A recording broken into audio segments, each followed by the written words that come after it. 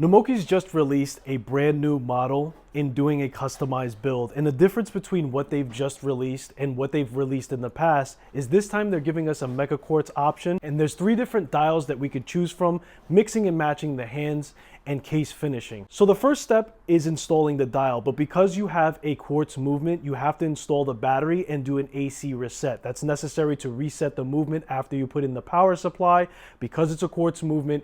So the only thing that you would need is either a metal pin or use your metal tweezers to put inside that AC hole and touch a piece of the metal on the back of the movement itself after installing the battery. That's going to reset the movement, and then you can move on to installing the dial itself. Now the dial is a little different from what you would get on a mechanical movement, being that it didn't have additional pillars that you have to snap and shave off. This time there was only 2 pillars that coincide with the actual holes inside of the movement to just install it right away, which is nice because that's a step that we get to skip. So all you have to do is place those proper pillars inside the movement. Make sure you take your time when doing so because you can scratch the date wheel itself if you have a slip. And push down firmly when they line up to the holes because you don't want to have any fouling of the hands if the dial itself is raised above the plate of the movement. Now what I wanted to do was put on the second hand first to make sure that that movement was running. You could probably just hold the movement up to your ear and hear the ticking sound from the quartz. But I also wanted to install that second hand first to just make sure that it is moving and is functioning and all the gears within it are functioning well. After which you want to install the crown to the stem because you have to line up that 12 o'clock position when that date wheel first turns over. I usually am okay with a plus or minus 5-minute difference when it comes to that. But there is a 24-hour subdial and there is a date wheel, so making sure that you line everything up at that 12 o'clock is pretty important, from the 2 hands to that subdial to the date wheel itself. So once that date wheel first flips over, you know that you're at 12 a.m. You can now install the hour and minute hand. When you install the hour hand, because you have that second hand already on there, you want to push it down further enough where you're not fouling that second hand that's running underneath it, but you also want to make a clearance for the minute hand to also be placed right above it. That's important because if you don't push down the minute hand far enough, it will foul the chronograph hand sweeping around. And that's what I experienced several times when I did this build. It had nothing to do with the quality of parts that were provided from Namoki. However, I didn't push the minute hand down far enough to have that clearance for the second hand. And you only are going to realize that if that chronograph hand falls off. So you want to get that hour hand as far down.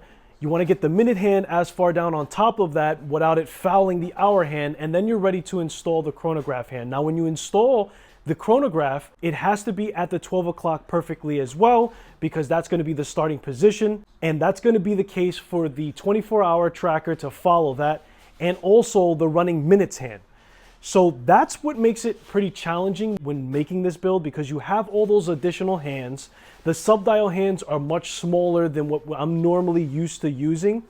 And when I do the installation for any of the hands, I usually use a radical to hold the very tip of each running hand or second hand when I'm doing that installation. Now, once all of the hands are set and lined up properly, you can take pegwood and push in the buttons for the chronograph just to make sure that that's also running properly. There is such a thing where you can seat that on and it just doesn't start, which means that it just hasn't been installed properly. And it also gives the added benefit of knowing that that's not going to fall off while running after you case everything all together. So I would push the chronograph hand just like you would if you had the case installed, pressing the top chronograph button once and then twice to stop it, and then the bottom button to reset it. Now, here's the deal. When you do that, you want to make sure your fingers are not in the way of any of the hands as they're running because you don't have the case to protect it. Once all the hands are secure, you have to remove the stem that you temporarily put on there just to line up all the hands. So remove the stem,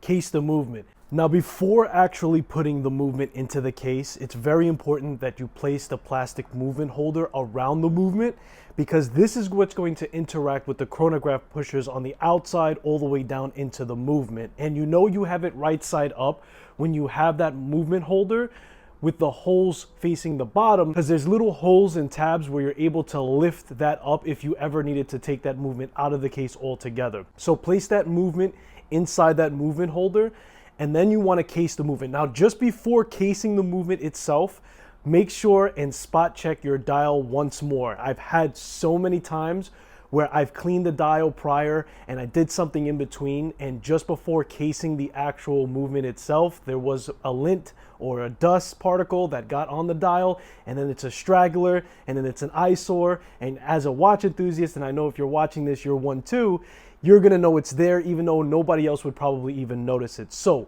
take that opportunity just before putting that movement inside of the case to spot check that dial, just to ensure that there's nothing on there. Now, because there are chronograph pushers on this movement, I like to put the case towards the angle facing the side of the chronograph buttons. So you want to actually tilt the case, let the pushers line up with the pushers on the outside from the inside, and then slowly let down the other side to push it down. This way you don't run any interference for all of the plastic parts from the inside to the outside of the chronograph pushers itself. So now you're almost at the home stretch. The last thing to do is size that stem and that crown, and then you want to glue that crown onto that stem. So you can place the crown and stem together, put it inside of the movement, see how much space you have to clip. Try to do your best to clip less than you would clip more, because you could always take more off, but you can't put more on. So after you got the right size and you're able to screw down that crown all the way and use all the functions within the watch without any issues, you're now ready to glue that stem onto that crown and secure it properly. Also to note, while I'm doing those things, I always use something to cover the movement. This way no dust or particles are falling within it while I'm sizing that stem to the crown. So keep note of that. So then you just have the case back, and the case back has a gasket that makes it effectively water resistant. And what I like to do is add some silicone grease to that gasket. It not only makes it more water resistant, but it also increases the longevity to that gasket, because once that rubber piece dries out, it starts to crack, it starts to fall apart, it starts to crumble. So the silicone grease not only increases the water resistance, making sure that no water gets into your movement, but it also prolongs the longevity for it altogether. So that's it.